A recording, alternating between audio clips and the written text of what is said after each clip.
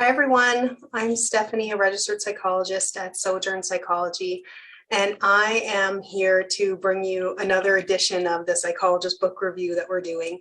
And my taste of books is usually along the lines of post-apocalyptic or Stephen King type of books, but this summer I decided to take a little bit of a break from that and decided to read a book called Where the Crawdads Sing by Delia Owen. It's all backwards, I guess, when you see it maybe.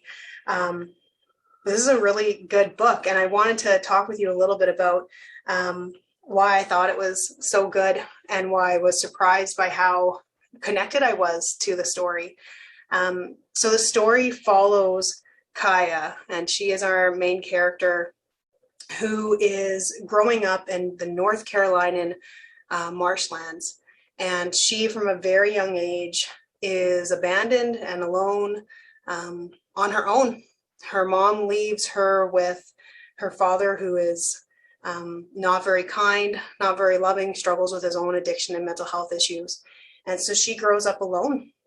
And in her aloneness really finds peace in connecting with nature and connecting with the animals and just the feeling of being out in the marshlands and studying all the creatures and animals and nature that lives there.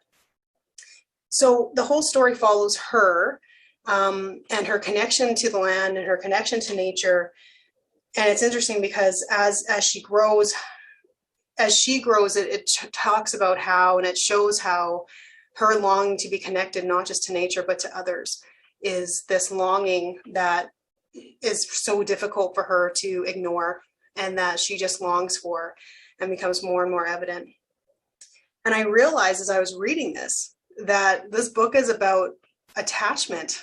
This book is about how all of us have universal needs of belonging and have universal needs of connecting with others in a really authentic way and of being seen and being known and to know others and to connect with others in that way. And so it just, I guess, touched my heart in that way that this is a book about many of us who maybe have experienced abandoned or feeling rejected or feeling alone, and just our desire to connect with others and the heartbreak and the joy that can come out of that. So layer that story of this woman's life from about 5 years old all the way to the end of her life. Layer that on top of a murder mystery that we're not really sure about and that really develops to the end. And this is a book that had me in tears, but that's not very hard. I'm a bit of a crier, if anybody who knows me.